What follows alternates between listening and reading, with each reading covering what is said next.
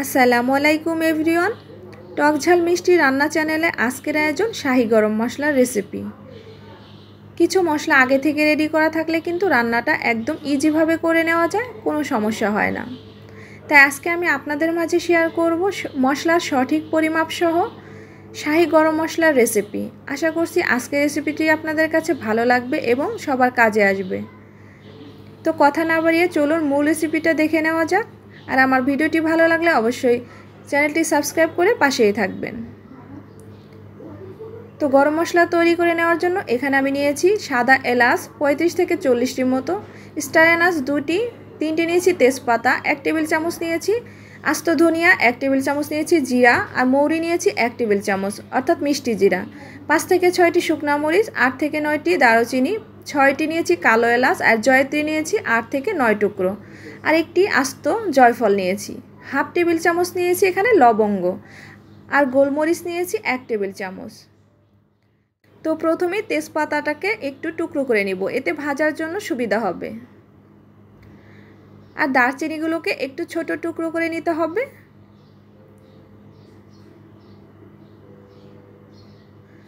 আর এখানে যে দেখছেন কালো এলাচ, এটা একটু থেতো করে নিতে হবে।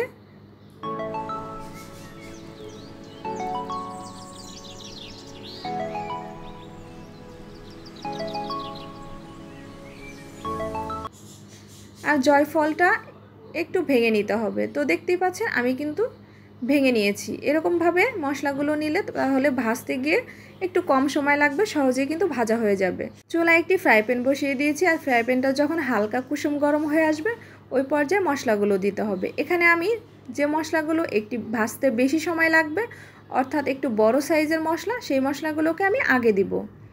এতে করে এই মশলাগুলো হালকা একটু ভাজা হয়ে যাবে। পরবর্তীতে আমি ছোট ছোট মশলাগুলো অ্যাড করে দিব। তো চুলা আঁচটা একদম নিভু অর্থাৎ লো হিটে রেখে অনবরত নেড়ে চেড়ে এই মশলাটাকে হালকা একটু ভেজে নিতে হবে। একদম বেশি ভাজা যাবে না, তাহলে কিন্তু মশলার কালারটা নষ্ট হয়ে যাবে। যে কোনো তরকারিতে মশলাটা ব্যবহার করলে তরকারিটা কিন্তু কালচে হয়ে যাবে। তাই একদম হালকা ভেজে নিতে হবে। হালকা একটু কালার চেঞ্জ হয়ে আসলেই হয়ে যাবে। তো আমি প্রায় এখানে 2 থেকে 3 মিনিট হালকা নেড়ে চেড়ে একটু ভেজে নিয়েছি। এর পর্যায়ে অ্যাড করে দিব ছোট মশলাগুলি।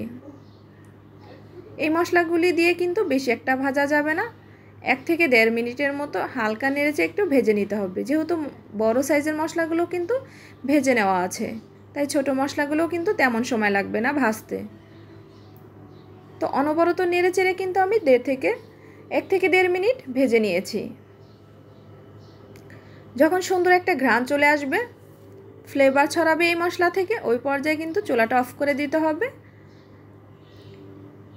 আর ফ্রাই প্যানটা কিন্তু এই সময় অনেকটা গরম আছে, তাই অনবরত নেড়ে চেড়ে কিন্তু এই মশলাটাকে ভাজতে হবে। চুলা বন্ধ করে দেওয়ার পরও কিন্তু ভাজতে হবে। তো একদম ঠান্ডা করে মশলাটাকে আমি এখন ব্লেন্ড করে নেব। এই মশলাগুলো কিন্তু পুরোপুরি ঠান্ডা হয়ে গেছে। তো আমি একটি ব্লেন্ডার জারে দিয়ে দিচ্ছি। প্রথমে আমি বড় সাইজের মশলাগুলো দিচ্ছি, তারপর আমি ছোট সাইজের মশলাগুলো দিচ্ছি। এখন ঢাকনা দিয়ে ঢেকে ব্লেন্ড করে নেব। তো আমার ব্লেন্ড করা হয়ে গেছে, দেখতেই পাচ্ছেন একদম মিহি গুঁড়ো করে নিয়েছি। আপনার চাইলে কিন্তু শিলপাটায়ও গুঁড়ো করে নিতে পারেন। তো দেখতেই পাচ্ছেন কত সুন্দর কালারটা এসেছে গরম মশলা। আর একটি কাচের জার নিয়েছি, এই কাচের জারে আমি সংরক্ষণ করব। চেষ্টা করবেন এরকম একটি কাচের জারে সংরক্ষণ করার জন্য, তাহলে কিন্তু 4 থেকে 5 মাস এই মশলাটা অনায়াসে ভালো থাকবে।